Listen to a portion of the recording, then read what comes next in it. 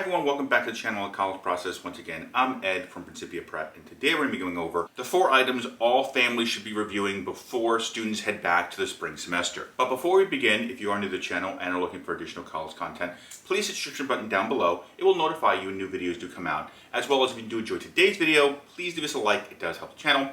As well as, once again, every Friday going forward, every question you guys leave on any of these videos here, including this video here as well, every Friday we're going to be making a video answering all the questions you guys leave here on the channel. That way everyone has a detailed answer to all their questions. So every Friday I make a Zoom video, answer all your questions, go through the comment section, see what your questions are, answer them and put them into video format and put them on here on the YouTube channel as well. So if you have any questions, leave them down below. I will be answering them every Friday going forward. As well as, going forward, we are still doing the James Lewis Memorial Scholarship for this year's senior class. So if you're looking for scholarship help for your senior this year, or if you're looking to help out other seniors out there graduating this year and going off to college, if you watch this video here, the James Lewis Memorial Scholarship video, it explains how our scholarship program works here at our organization. Down below in the description is a link to the James Lewis Memorial Scholarship. As well as also down below in the description is also our organization's Venmo, as well as our buy us a coffee if you want to help support the channel, allowing us to keep making these college videos for you guys out there. And all that being said, let's jump right into today's video. The 4 items all families should be reviewing before students head back to the spring semester. Now obviously with the month about to end here in January, many students are going to be heading back to the spring semester, whether it be their spring semester of their freshman year here, their first year going off to college, or maybe they're entering their last year, or maybe there's something in between sophomore and junior year. These are the 4 items I'm going to be discussing today that everyone should be going over.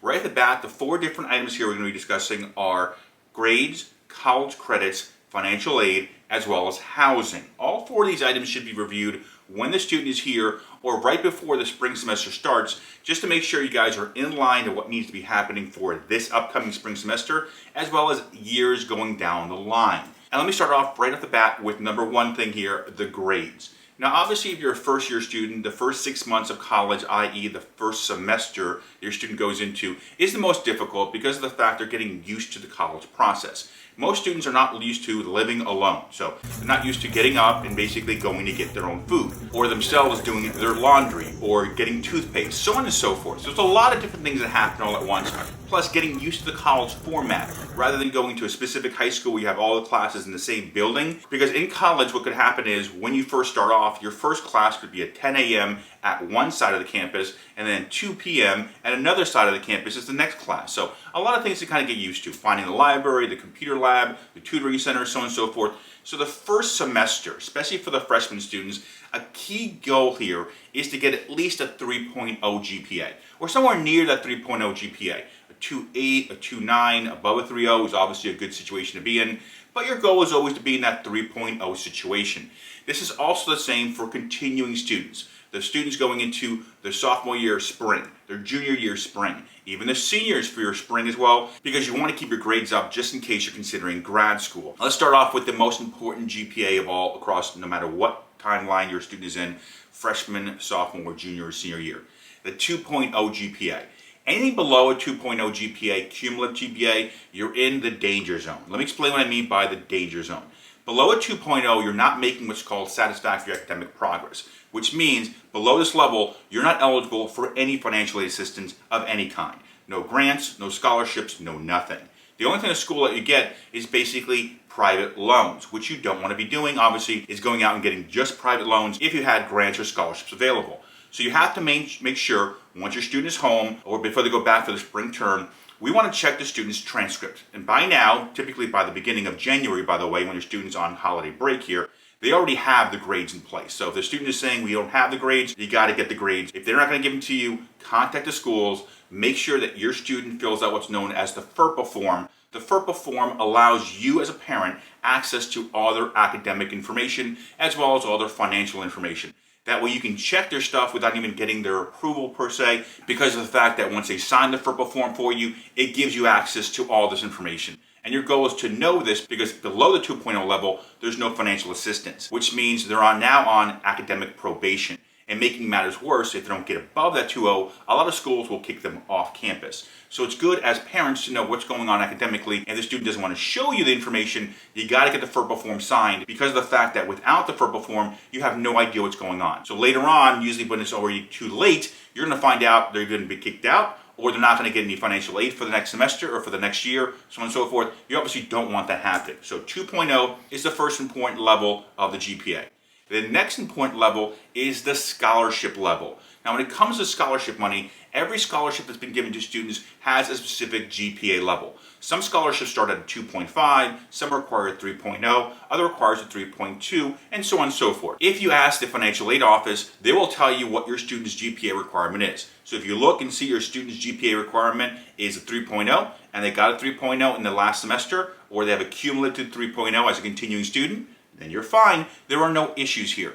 But if below that level, what will happen is they're going to be notified by the financial aid office. They typically have one semester to get above that number required, 3.0, whatever that number is. And if they don't, they lose a scholarship. And by the way, they lose a scholarship forever. That scholarship's not coming back. So obviously, from a GPA perspective, whatever the scholarship requirement is, we need to make sure that scholarship requirement is met and has never fallen below that number. And if it is, we need to make sure we have a game plan in the next upcoming semester to get it above that GPA, so that way we don't lose the scholarship money. And then above that is the 3.5 GPA. Now, right off the bat, a 3.5 GPA allows a student to be placed on the Dean's List. Now, when it comes to the Dean's List, making the Dean's List at some colleges allows your students to get additional scholarship help on top of the scholarships they already had gotten. Now, if you want to find out if you're eligible for additional scholarship money based on your student making the Dean's List of 3.5 or higher GPA, contact the financial aid office and ask them. My students made the Dean's List last semester. Are we eligible for any additional scholarship funding? They'll tell you right off the phone. In some cases, there will be additional paperwork that is required, but it's very important because if they make that level, it allows them to have the opportunity for more funding, as well as it helps out tremendously when it comes to grad school, obviously.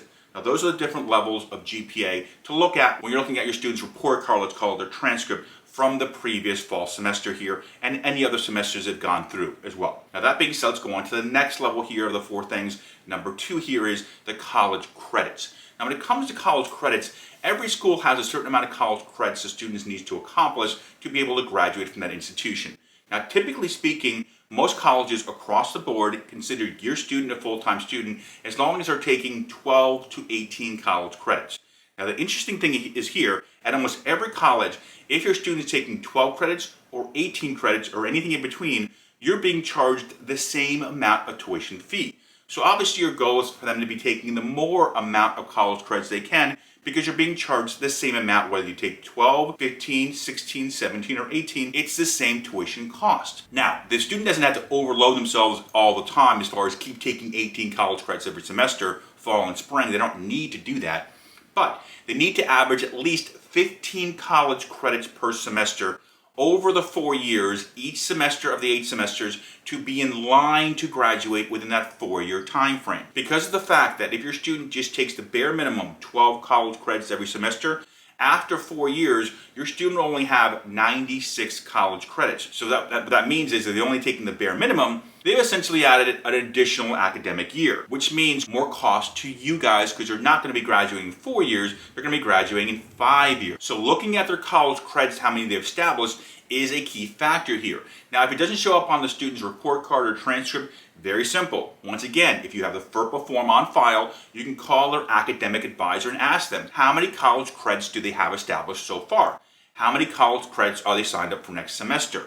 Are we on track, based on what you see here in front of you on the computer of their transcript, are we on track for this student to graduate in their 4-year time frame?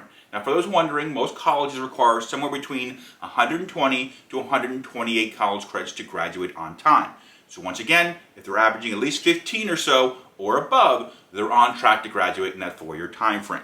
And with that being said, let's jump right into topic number 3 here you have to review before they go back. Topic number 3 here is financial aid. And why it's so key here is obviously from a credit perspective is if your student is falling behind on credits, that means that you're going to be adding that extra year or that extra semester. Unfortunately, at almost every college, financial aid after the 4th year is eliminated. And what I mean by that is scholarship money is not given out to students for a 5th year or an extra semester after the 4th year is done. So that means if your student needs to take an extra semester because of the fact that maybe they changed their major, or maybe they're not taking enough credits, or maybe they failed a class or two, This means, unfortunately, that last semester or that last academic year you have to take on for them to graduate is all going to be on you guys in the form of loans or out-of-pocket cost, i.e. all the financial aid from the free side is usually gone. There are in certain cases availability, thankfully, for Pell Grants and state aid, but the big money, the grant money from the school, the scholarship money from the school as well, that is gone, unfortunately. You got to get them in and out in that 4-year time frame. And also talking about the financial aid side, you also want to look about the scholarship money, as we mentioned it before, with the grade perspective. Now that our student has a good GPA, are we at a level with a 3.0 or a 3.5 or any GPA they have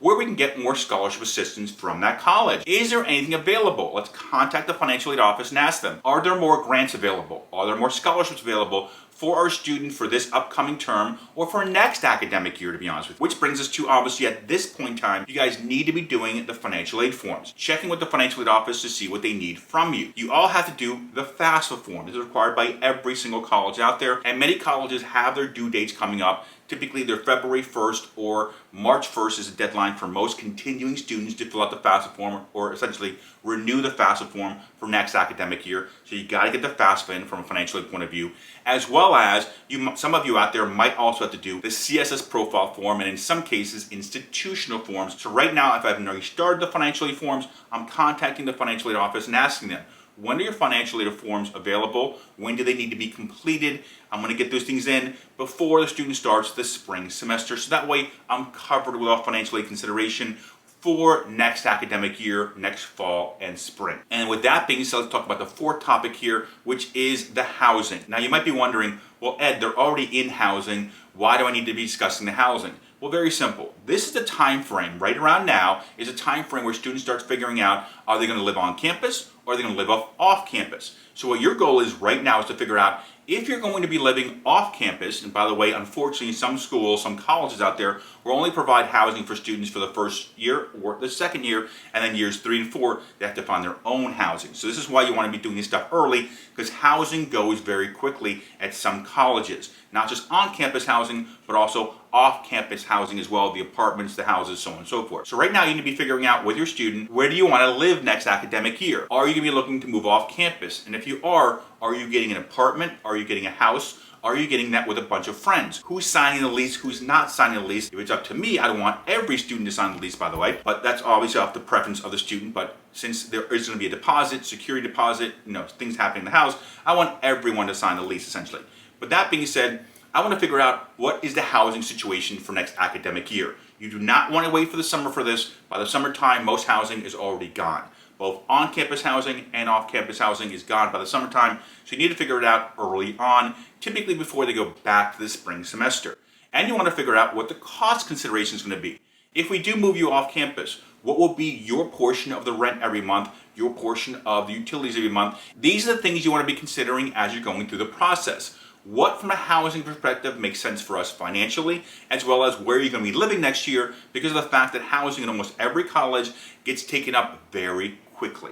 Okay? Now, with all that being said, these are the 4 different items I'd be looking to take care of right off the bat, right now, before your student heads back off to college in the spring, regardless of what semester they're in. Whether they're a freshman, sophomore, junior, or senior, you got to look over these things to make sure everything is on track and there's nothing falling between the cracks, essentially. And all that being said, once again, every Friday going forward, any questions you guys leave here on this video here, I will be making a video and putting it on Friday, answering all your questions out there, guys, so everyone has detailed answers to all the questions you have. So once again, if you have a question for this video here, or any of the videos we have here on the channel, just leave your questions down below. I will be answering them in video format next Friday, putting them up there for you guys to have all the detailed answers for your questions. As well as, if you guys do enjoy today's video, please leave us a like. It does help the channel. And as well as that, on the screen here, you see my contact information. If you need help with the financial aid process or the admissions process or anything college related, to be honest with you, very simple. On the screen is my contact information. I do sit down with families on a one-on-one basis through Zoom to help families out with their specific college situation. So if you do need help with your college situation, just reach out to me. You can reach me by text, email, or just give me a call. Other than that, thank you for watching today's video. Once again, my name is Ed from Principia Prep.